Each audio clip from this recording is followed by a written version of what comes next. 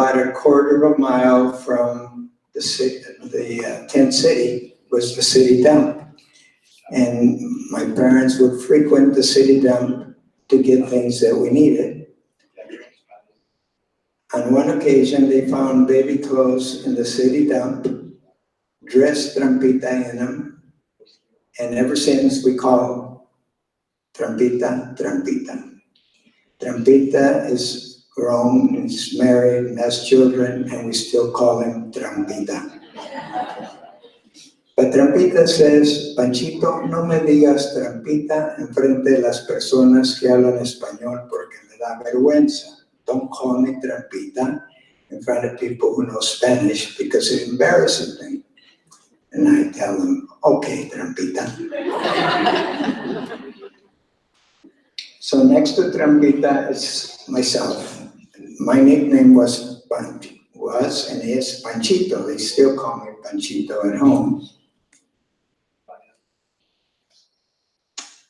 In I will now read a brief description of Tent City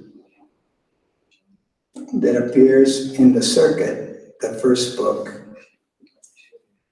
It is narrated from the child's point of view.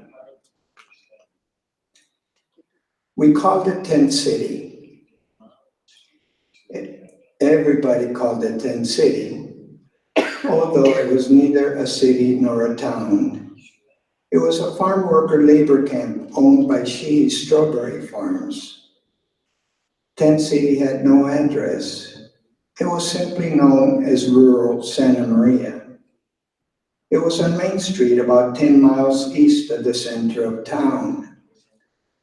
A half a mile east of it were hundreds of acres of strawberries cultivated by Japanese sharecroppers and harvested by people from the camp.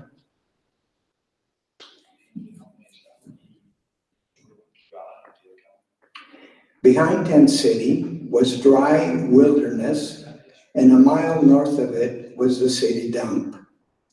Many of the residents in the camp were single men, most of whom, like us, had crossed the border illegally. There were a few single women and a few families, all Mexican. Mama asked Papa to seal the base of the tent by piling extra dirt about 6 inches high all around it so that animals, especially snakes, could not crawl underneath during the night. When Papa had finished this, Mama pleaded with him to build a floor. He agreed, and every evening after he came home from work, he sent Roberto and me to the city dump to look for discarded lumber to build the floor inside our tent. We went back several more times until we got enough lumber to complete the floor.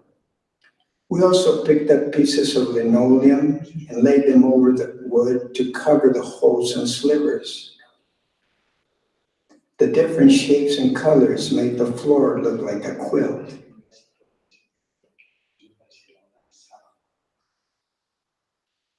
This picture was taken the year that I left Santa Maria to go to Santa Clara to attend Santa Clara University, my first year of college. My mother was still picking strawberries, and there's my little brother, Ruben, helping my mother picking strawberries. We nicknamed Ruben Carne Seca, which means jerky.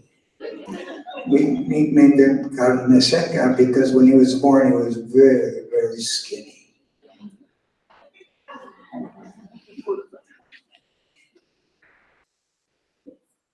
After the strawberry season would be over, we would go to the San Joaquin Valley around Fresno, Visalia, Modesto, and there we would pick grapes, as you see in this picture. We would cut the grapes and we would lay them out in these thick paper crates that you see here. And with the hot sun in the valley, it gets to about 110 degrees by 10, 11 o'clock in the morning. It would dry on one side. Then after they would dry on one side, we would flip them over so they would dry on both sides. We used to get 10 cents for each one of these crates, paper crates. After they would dry on both sides, then we would roll them up and we would get half a penny for doing that work. What was difficult about picking grapes, besides suffering the heat, was that the growers did not provide us with any water or outside toilets. So when we wanted to relieve ourselves, we had to go away from the other workers and hide into the vineyards and do our business. It was humiliating, especially for women, especially for my mother. Often, even when we were picking strawberries, we would have to crouch down as crop dusters would fly over and spray pesticides, and our eyes would water for days.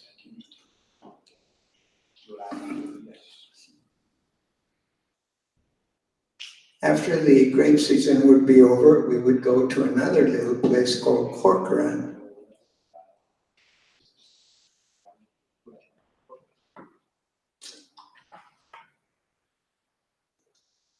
Let me,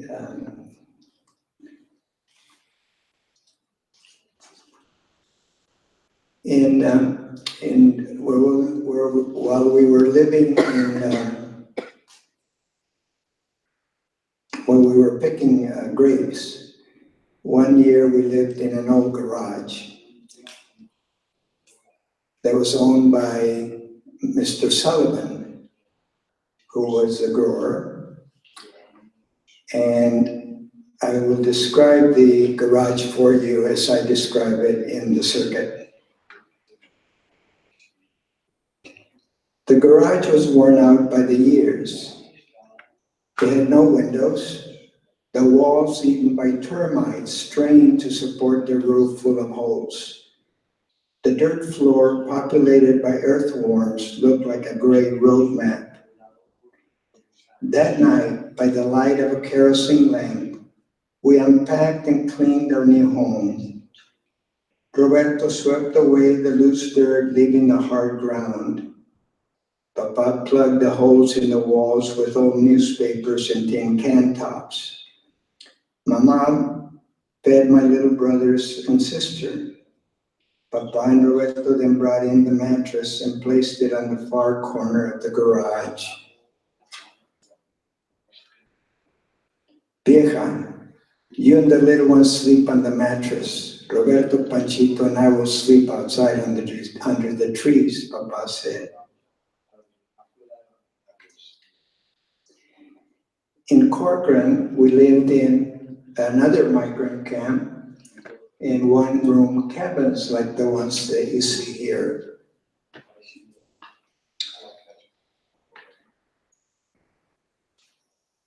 The cabins we lived in did not have a window in the front. They had one in the back.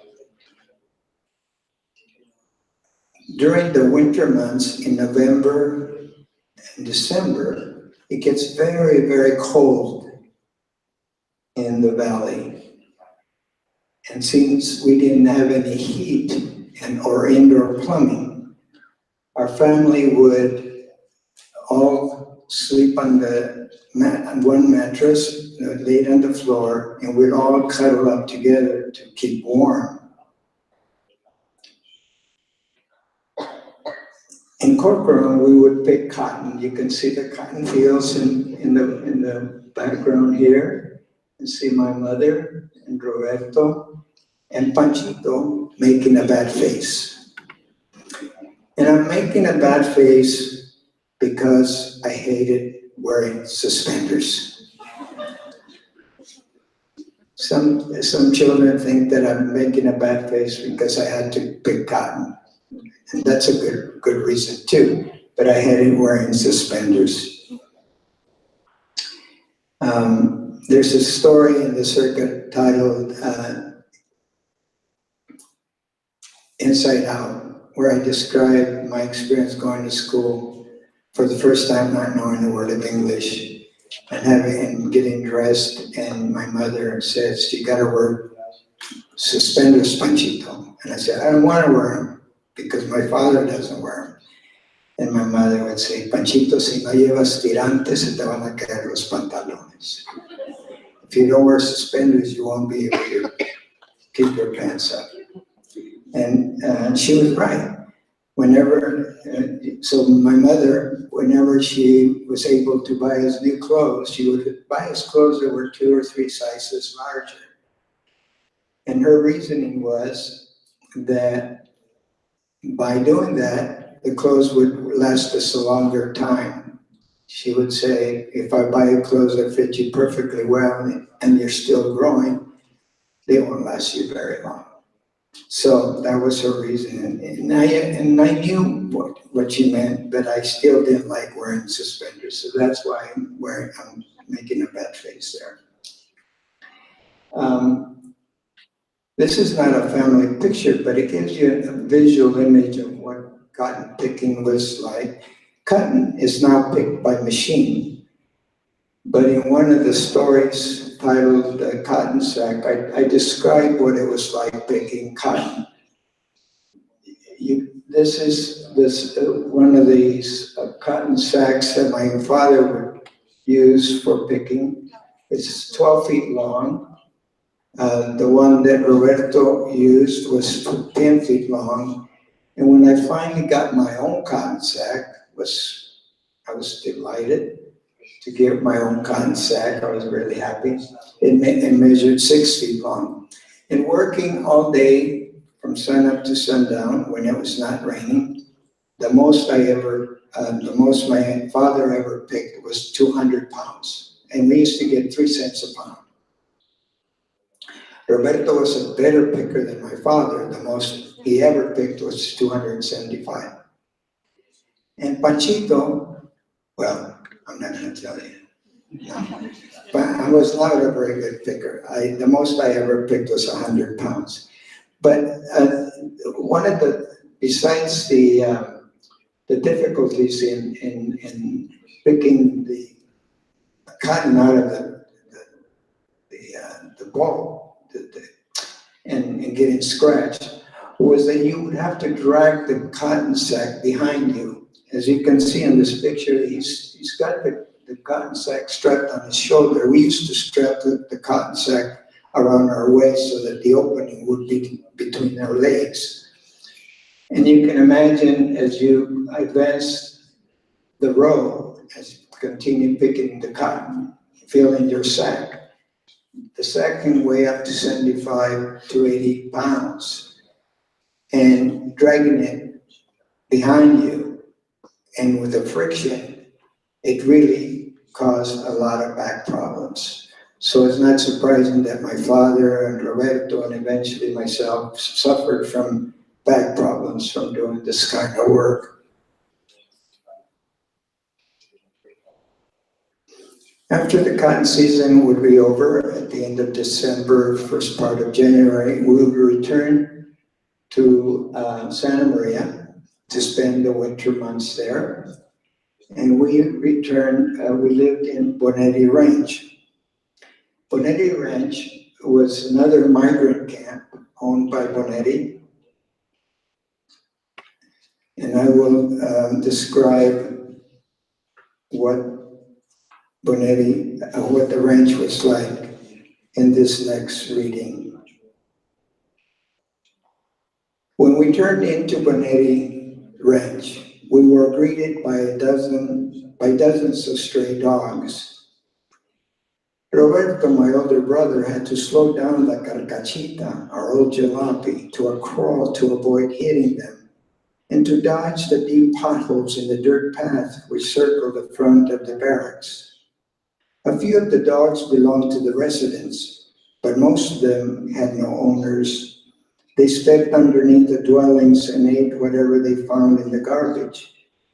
But they were never alone. They were plagued by hundreds of bloodthirsty fleas. I felt sorry for them and wondered if the dogs were bothered by the fleas as much as I was when they invaded our bed at night. Looking like war victims, the dwellings had broken windows, parts of walls missing, and large holes in the roofs. Scattered throughout the ranch were old, rusty pieces of farm machinery. We rented and moved into the same barrack we had lived in the previous year. We covered the gaps between the boards with paper and painted the inside and covered the kitchen floor using paint and pieces of linoleum we found at the city dump. Behind our barrack was the outhouse, which we shared with 2 other families. Sometimes on rainy days, the earth underneath would shift and tilt the toilet to one side, making it difficult to balance inside. Bonetti nailed the rope to the sidewall so that we could hold on to it. We had to move to Bonetti Ranch because there was an epidemic that hit the migrant camp in Tent City, and many children got very, very sick, including my little brother, whom we nicknamed Torito. And Torito had, when he got sick, had terrible diarrhea and convulsions. We didn't have any health insurance, so we resorted to a curandera, a healer, who lived in another tent. So she came and tried to heal Torito using the knowledge that she had about herbs. But Torito kept getting worse and worse and worse.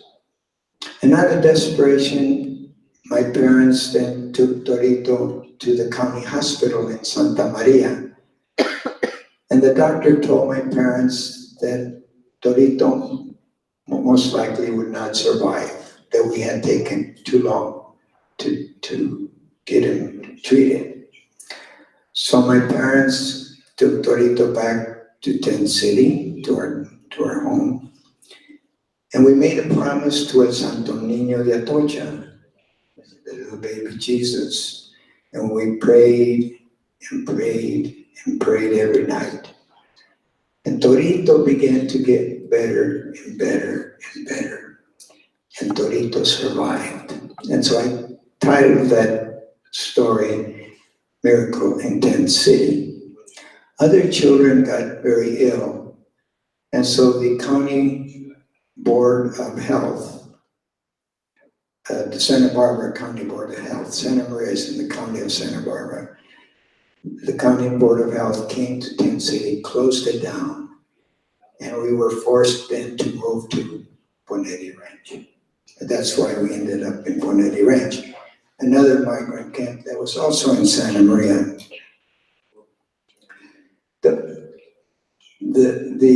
The barrack, we lived in barracks like the one you see here. The barracks were nicer than the tents. They had electricity and we had wood floors. We couldn't drink the water. The water was contaminated, so we had to go to get our water at the gas station downtown. The man that you see here is, we call him Don Pancho. He's the man who gave us the parrot that I describe in the circuit, in the title story, Death Forgiven. Don Pancho, like my parents, did not have the opportunity to go to school. But like my parents, Don Pancho was very intelligent and very talented. He knew a large number of folk tales. ghost stories and legends like Leyenda de la Llorona. And after work, we would sit around and listen to Don Pancho tell us all these wonderful folk tales. And he would dramatize them. I would get scared, but I couldn't help but to listen to Don Pancho tell all these wonderful folk tales. And when I began to do the research for this book, I lamented the fact that I didn't have the opportunity to record all these wonderful folk tales. Because if I had been able to do so and transcribe them, it would have been a bestseller. So the Pancho for me represents many people in our communities, your community, who are highly intelligent, highly talented, but for various reasons, mainly because of poverty, they have to work in order to survive. They don't have the opportunity to go to school. But you can imagine how much healthier our society, our world would be if everyone would have the opportunity to attend school. Don Pancho was caught by the Border Patrol in a Border Patrol raid. He was deported back to Mexico, and I never saw him again. But Don Pancho, I carry him in my heart. In many ways, Don Pancho is the author of my work because he sparked in my mind, in my heart, the idea of storytelling.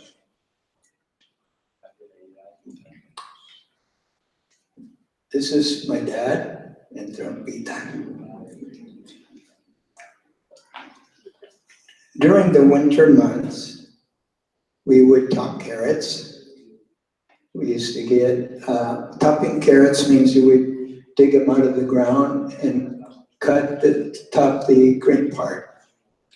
And then we would put the top carrots in burlap sacks. And we would get, I think it was 10 or 15 cents per sack. Topping carrots was dirty work. We used to top carrots, as I said, during the winter months, after it rained, and sometimes even when it was drizzling, and the ground would get very, very muddy, and it was cold. So you can imagine topping carrots in this cold, muddy environment. It was really nasty work. I described this also in the circuit. Or we would also thin lettuce with what was called then the short hoe. And thinning lettuce means that when lettuce are planted by seed and they begin to sprout, they sprout in bunches. But in order to grow, they need space. So you have to thin them out and only leave one plant or one stem every 6 inches.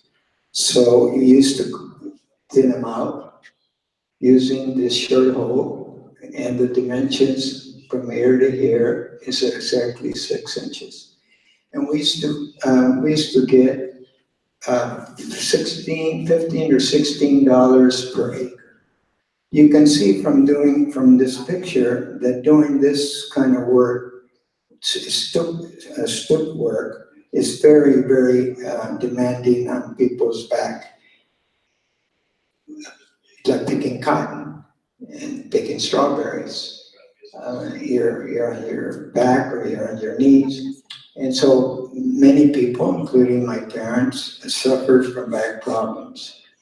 And other migrant workers also suffered from back problems. And it was not until 1970 that our government outlawed the use of the short hoe because there were so many people suffering from back problems. So now when you see farm workers in the field, they're using a short hoe. There you see the long pole, not the short hole.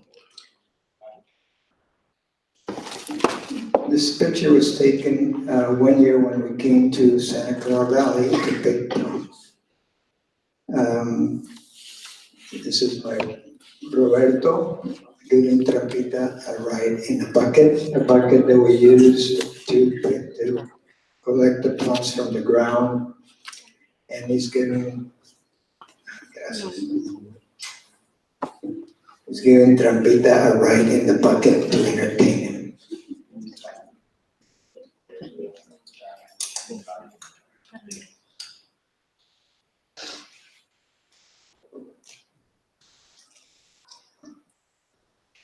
Y yo le decía a Toto, I used to call him Toto, because when I was a little kid, I couldn't pronounce Roberto, so I call him Toto, and we still call him, for many years we call him Toto. I said, Toto, ¿por qué no me paseas en el balde? No, Panchito, tú eres demasiado pesado. He said, no, Panchito. And pesado in Spanish has two meanings. One is you're heavy, physically heavy, but also it means you're annoying.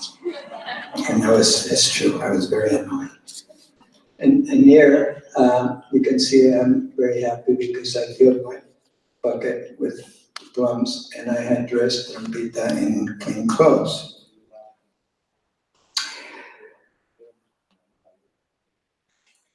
I began school not knowing a word of English. In fact, I had to repeat the first grade because I did not know English well enough.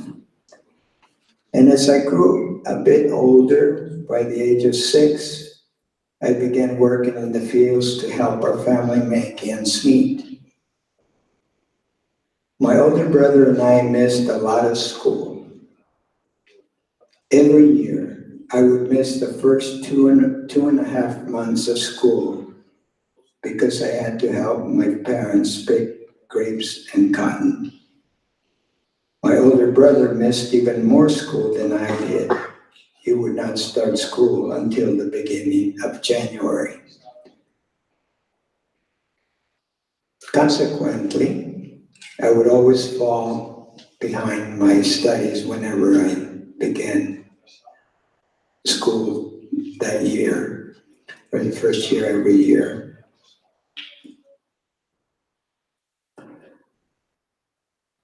And during this time, as we were moving from place to place, following the crops, I constantly yearned for stability, for a place I could call my own.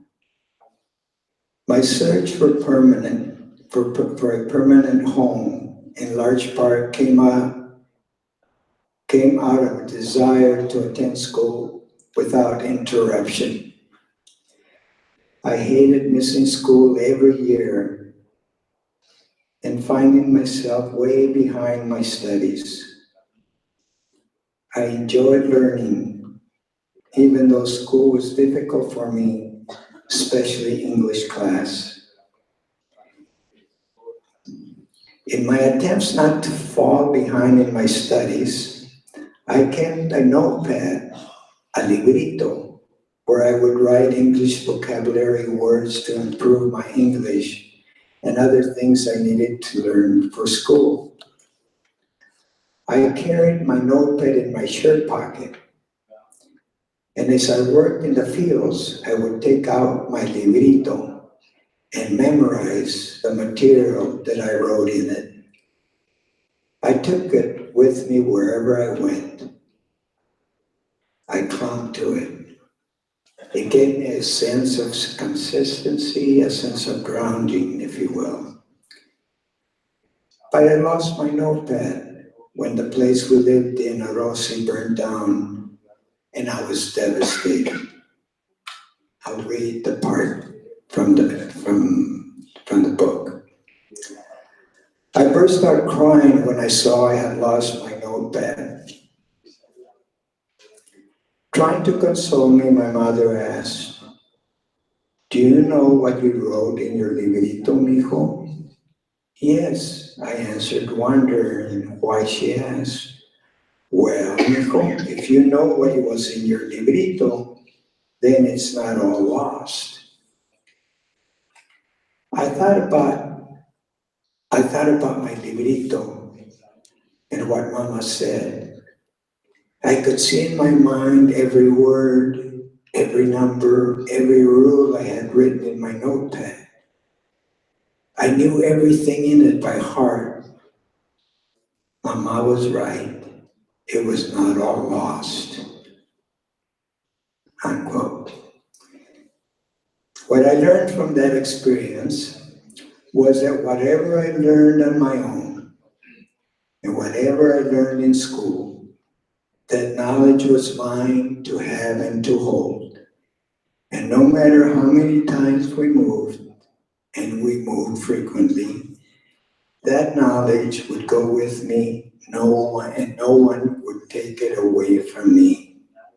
It gave me a sense of permanence, of stability. So it's not surprising then that I went into education.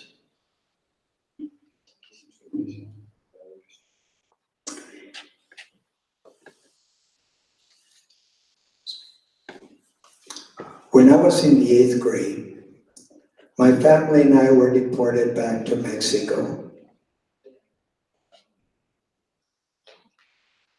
I was studying with Mr. Milo, whom you see here. He was my mathematics and social studies, mathematics and science teacher. And Mrs. Ayles, my English and social studies teacher.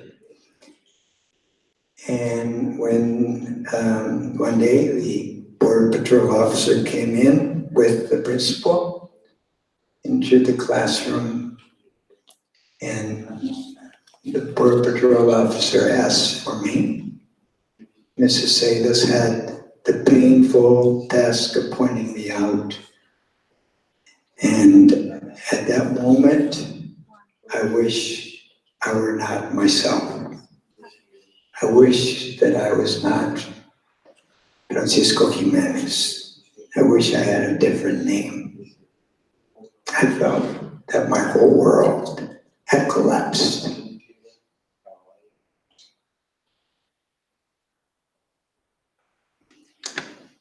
So the Border Patrol officer took me in the Border Patrol car, drove to Santa Maria High School, picked up my brother, drove to Bonetti Ranch, and then our other Border Patrol officers had gathered other families, and we were deported back to Mexico. And that's what I just related to you, was what I wrote in the circuit. Stories from the Life of a Migrant Child. So if you haven't read the book, you don't have to read it now. The picture that you see here was taken in Corcoran, California. Behind that plaid shirt, I'm wearing suspenders. I figured out how to hide them. I have no idea who that little dog belonged to, just got into the picture. I originally wrote the book in Spanish with the title Cajas de Cartón, which means cardboard boxes. And cardboard boxes refers to the fact that the few things we own, we used to pack in cardboard boxes. And cardboard boxes, from a literary point of view, symbolize the kind of life that my family and other migrant families lived. Cardboard boxes are very fragile, very unstable, just like migrant families' life is very unstable, very fragile. So that's why I called it Cajas de Cartón.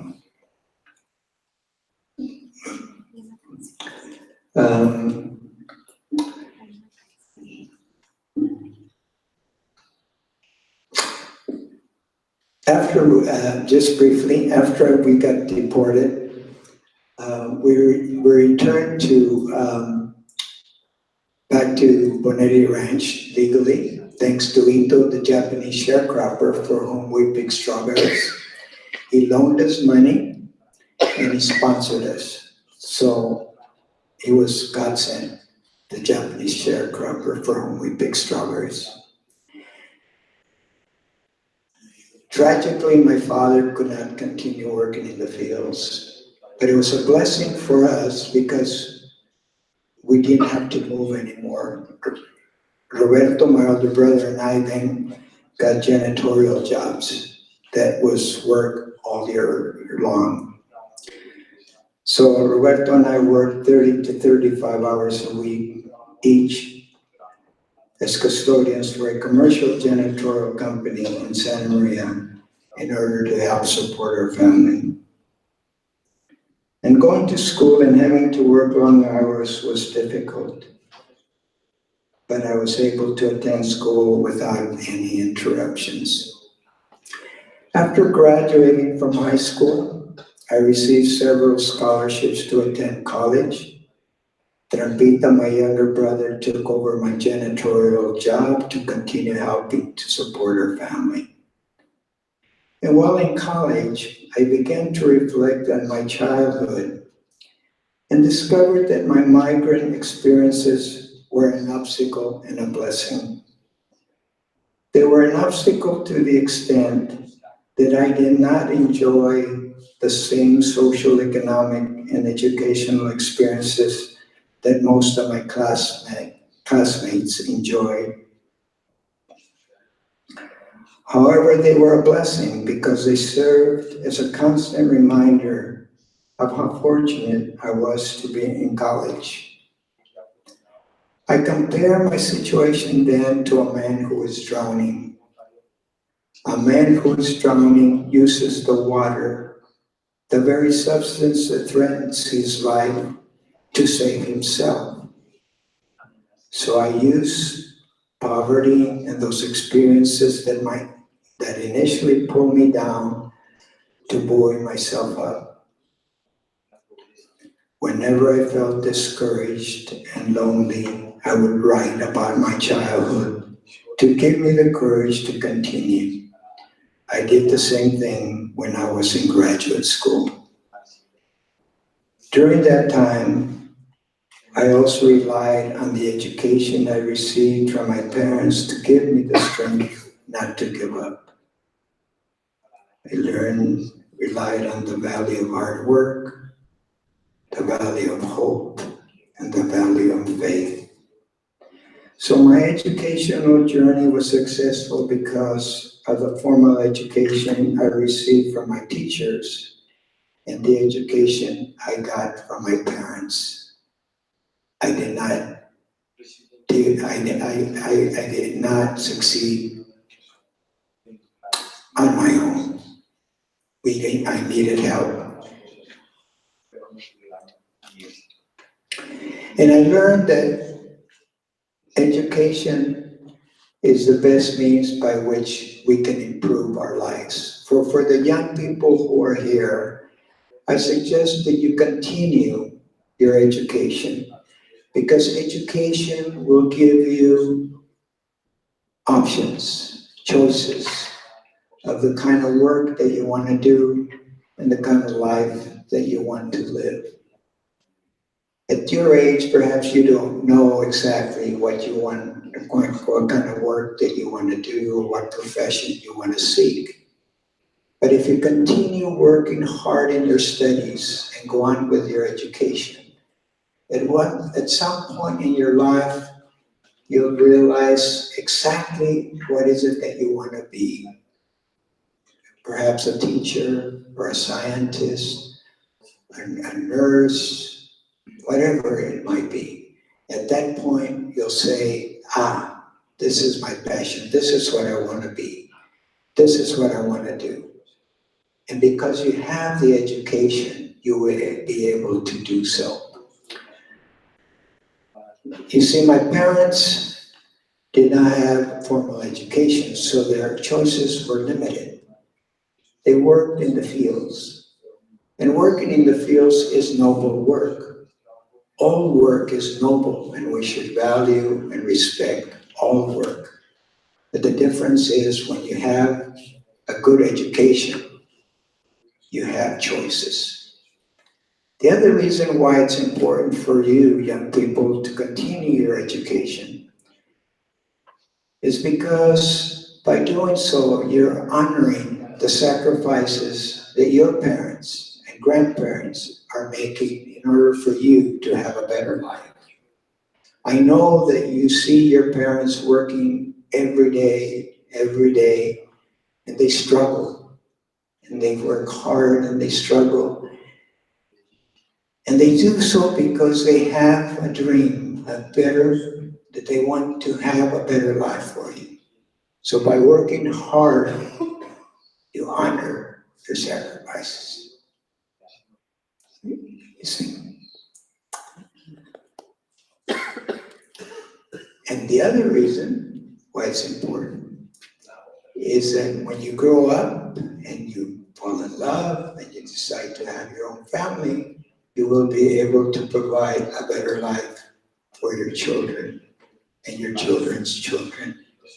So for those reasons, it's very important for you to continue working hard in your studies. And as I say, we cannot do it alone. We need each other. We need our help.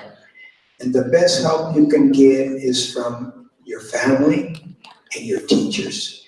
And when you partner your family and your teachers, when they work together, you're going to succeed. You have to believe in yourselves, believe that you can do it, and things can get hard, but don't lose hope. You can do it with the help from your teachers and with the support from your parents. And when you get discouraged, look at your parents and how hard they work, and you apply that work ethic to your studies, and you can make it. Believe in yourselves, you'll be able to make it. So I thank the teachers who are here, the educators who are here, for devoting your professional lives to making a difference in your students' lives. And I thank parents who are here for your hard work and for your dreams of having a better life for your children. And because of you, we have hope for a better future. And it's important that we continue educating our children, because when we have a good educated society, we have a strong democracy. And we don't have an educated citizenry, then our democracy suffers. So I thank you so much, and I would be happy to answer any questions that you might have.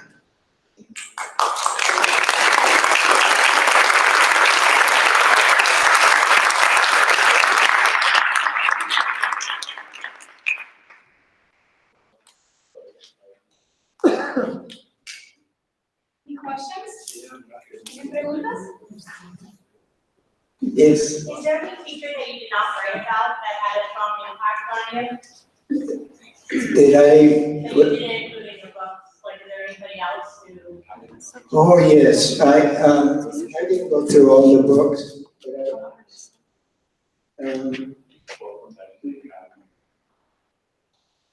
let's see if I didn't bring them.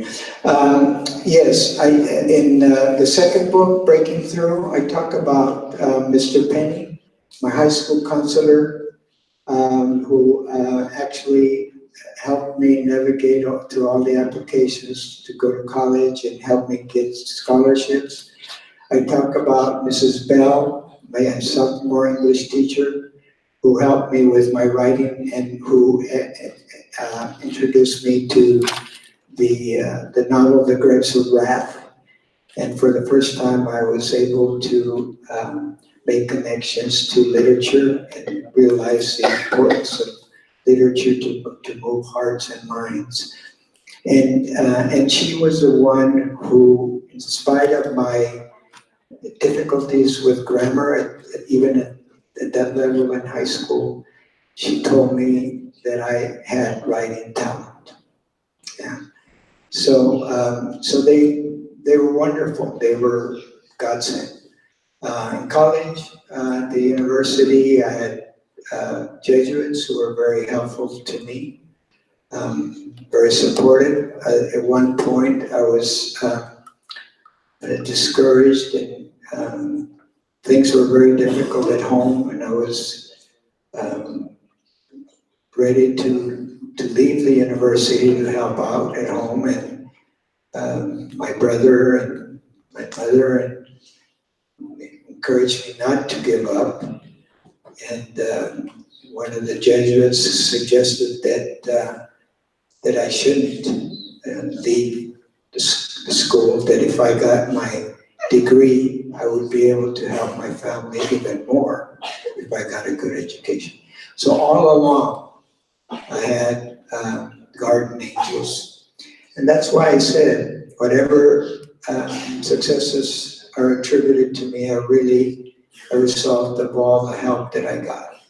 And I'm absolutely convinced that we are not able to do it alone. We really need each other. We need help in our educational career, in our lives. Yeah. And the reason why I decided to write these books is that I wanted to chronicle part of my family's history, but more important, I wanted to document the experiences of many families from the past and the present. Families in the Valley, in Washington, in Oregon, in Florida, families who continue to work in the fields under the same conditions that I described, that I went through 50 years ago. It's a tragedy. And yet, thanks to their noble work, we enjoy our meals every single day. And their spirit and their unbreakable faith and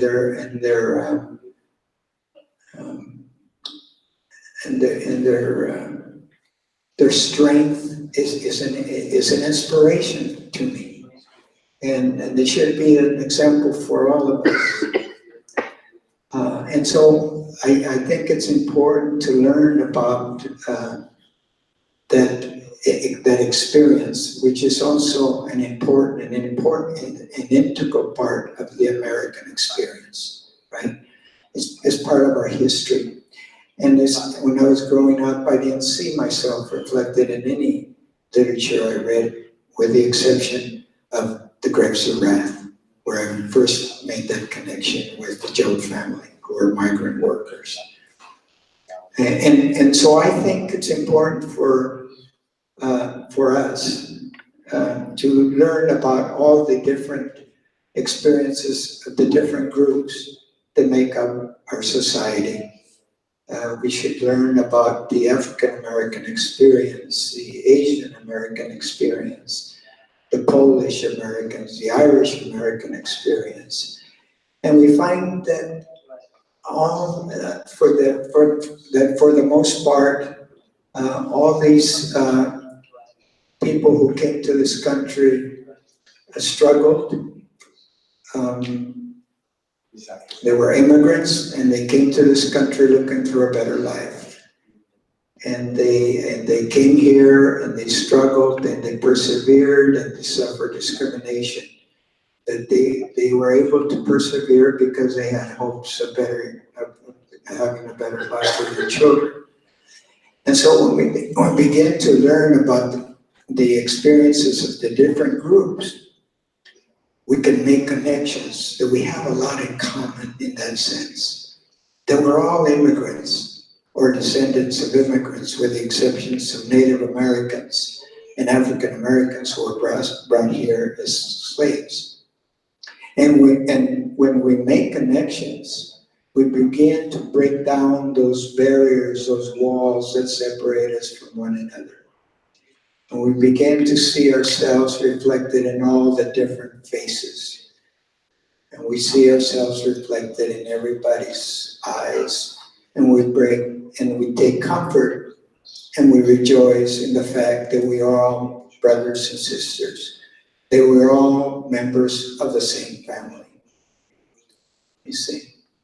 And so my purpose for writing, my purpose for giving talks and so forth, is my hope is that I can help a little bit in helping to create a more inclusive society where no one is left out.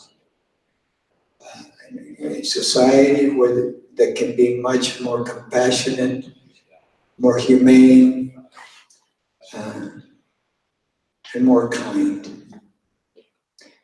And so that's why I do what I do. But when I get surrounded by teachers who have the same spirit, the same goal for their students, I get energized. And no matter how old I get, as long as I can stand, I continue to do the work that I'm doing.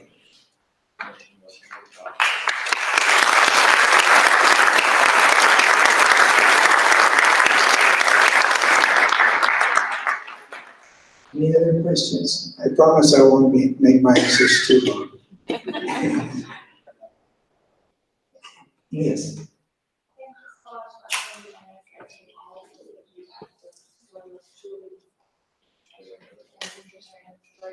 I have two questions. The first is totally unrelated. The first one is, I own an education company, and when I try to hire young people coming out of school now, I noticed that they just don't know how to write anymore.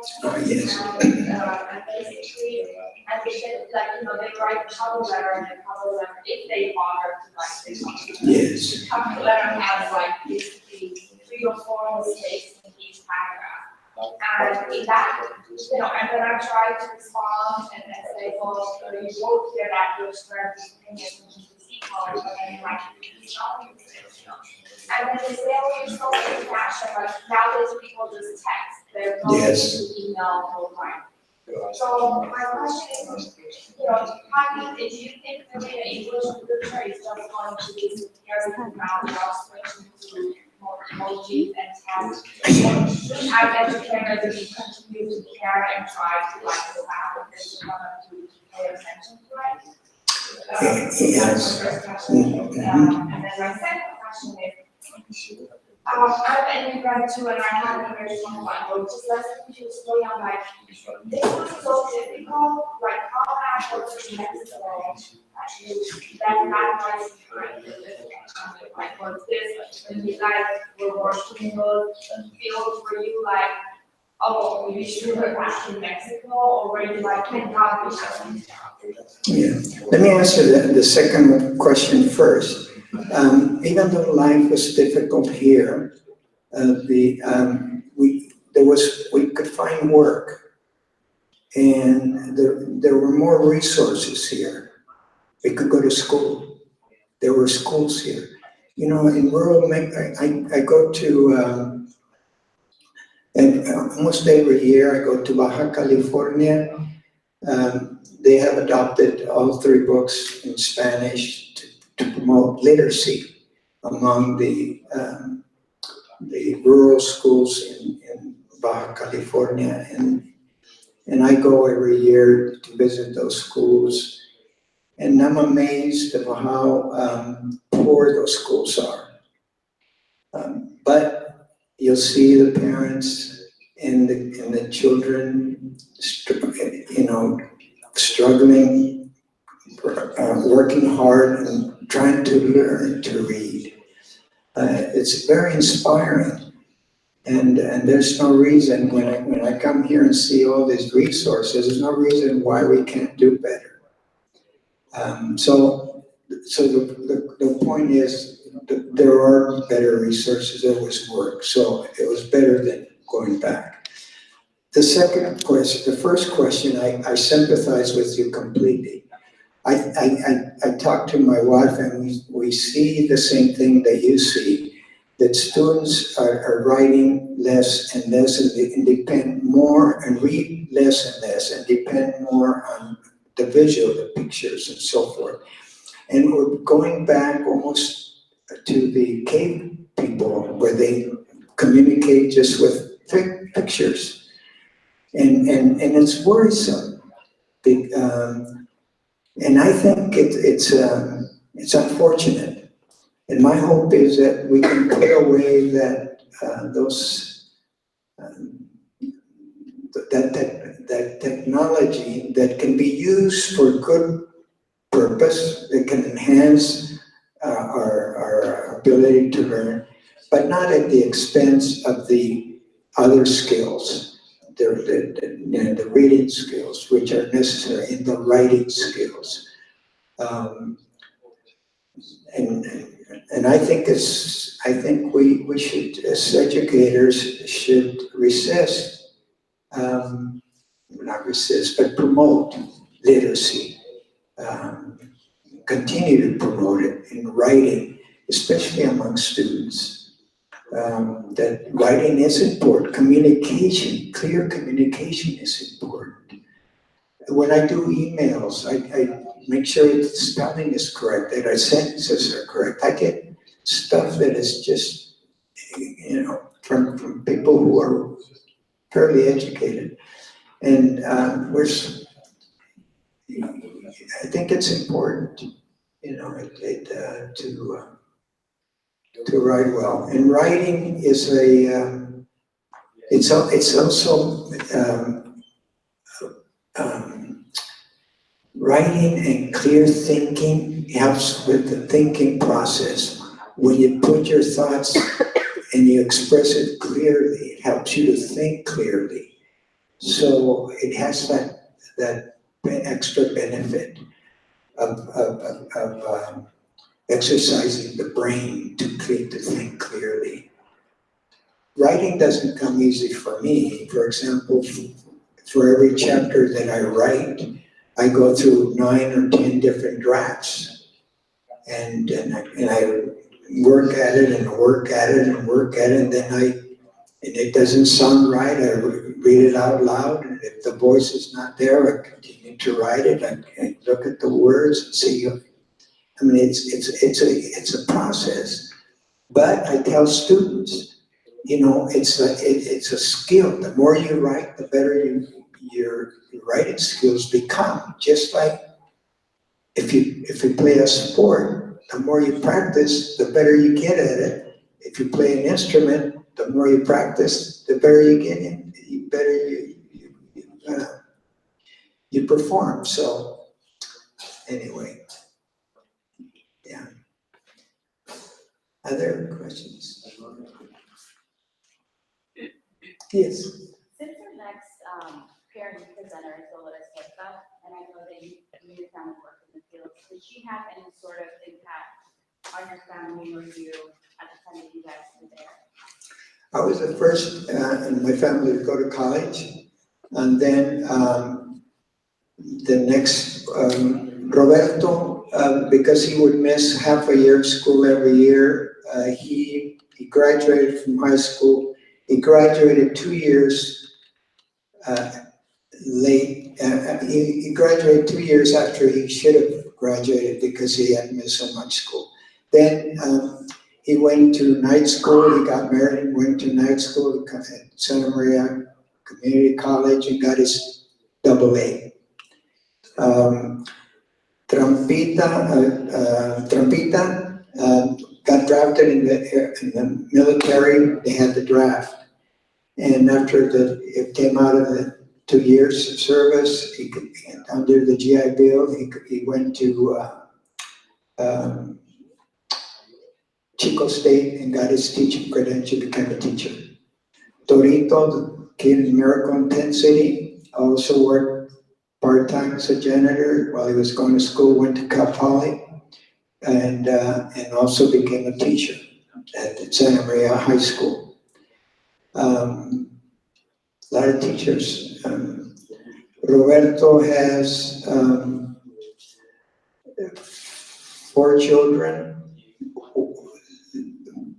One of his daughters is a kindergarten teacher, and his son is a 6th grade teacher. His oldest his oldest grandchild is also a teacher. My wife is a former teacher. My wife and I have 3 boys. 2 of them are professors. And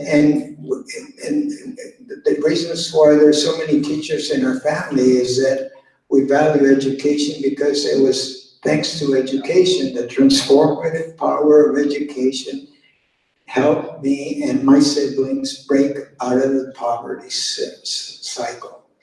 It was the best way of improving our lives. So because of that, we feel that we should go back, we should give what we received.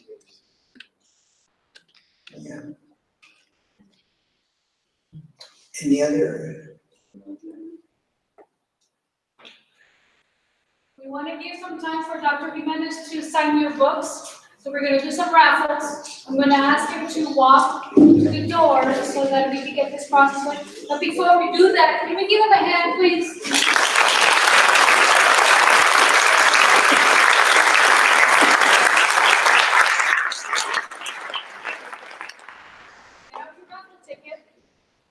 Then you get to choose. We have Spanish and English books. I should, before you leave, I made a big boo-boo. I should have introduced one of my 3 sons. He's right here, Miguel, right here.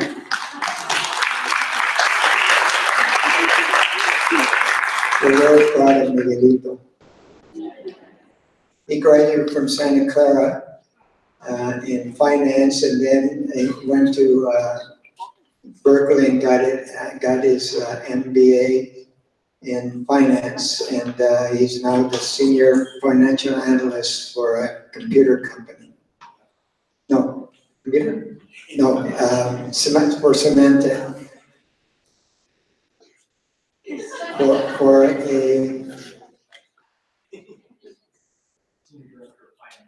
senior director of finance.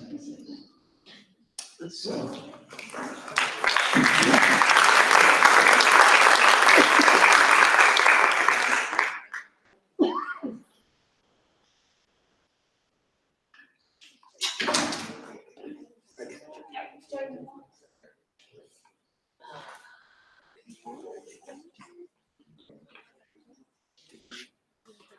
Let us know if you want Spanish or if you want. Everybody ready? Sure? I don't think so. Here we go. I'm just gonna read the last 3 numbers.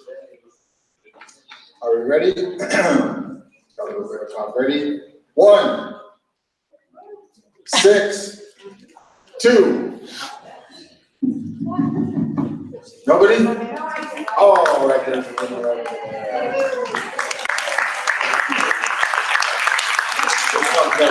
We got lots of those. Be ready. Next number. You go pick them up over there, right over there with Miss Arlene. She will hand you the book. Next one. 2, 2, 0. Oh, I think they put them there on purpose.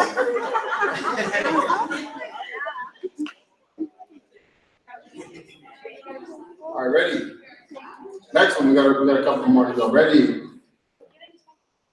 1, 6, 3. Do we got another winner? All right. Next one. 1, 5, 8. Oh. Going once, going twice. Nope, she win? No. Nobody? 1, 5, 8. All right, throw down the window. Next one. 1, 6, 4. Guess they don't want to win a prize. No? Oh, there's a winner right there.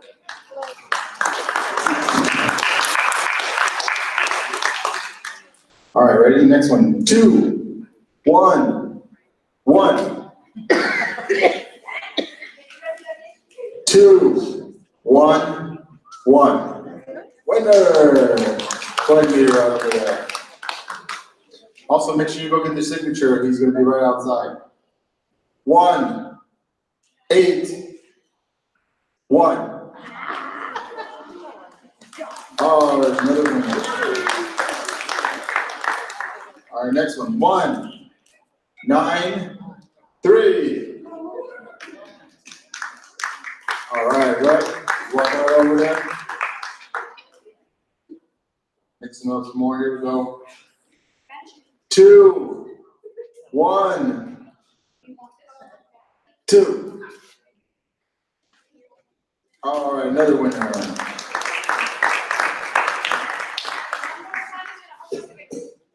Ready? 1, 8, 7. Oh, went right up there. All right, we're gonna mix them up some more everywhere. Here we go. Ready? Next one. 2, 0, 1. Oh, right there.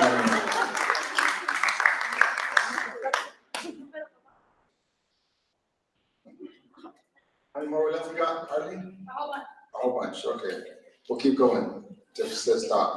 1, 7, 7. Oh, we got a winner right there. Oh, no, take that one back. No. Ready? 1, 4, 6. Winner! Back. All right, here we go. Ready? 1, 4, 8. Whoa, yep, 1, 4, 8. Here we go, another one. 1, 5, 0. Winner? Yeah. All right.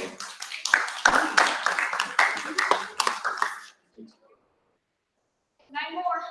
9 more? All right, we got 9 more. Ready? 1, 8, and she said 9. 1, 8, 9. Oh, in the back. All right, we're going high. Ready? 2, 0, 8. Winner? All right. Here we go. Ready? 1, 9, 4. Oh, we got another winner. We go 1, 9, 6. 1, 9, 6. Oh, right there, that one. How many is that? How many left? 5. 5. All right, we got 5. So hopefully these 5, one of you guys get one of these. 1, 4, 9. 1. Oh, in the back. And the winner back there. So 4 left. 4. Oh, 4. We'll be lucky. 1, 4, 7. Right back there. Oh, we got 3 left. Hopefully, one of these 3 is your ticket. 1, 8, 4. Oh.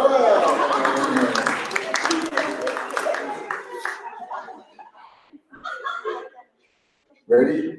You got 2 left, right? 2? Ready? 2 left. Oh, just 1? Yep. Oh.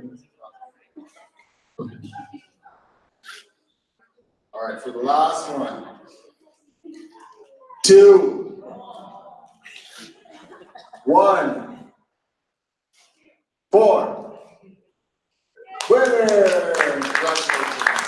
Thank you all for coming. And our next Parent University is January 15th. Thank you, everybody. Have a great night.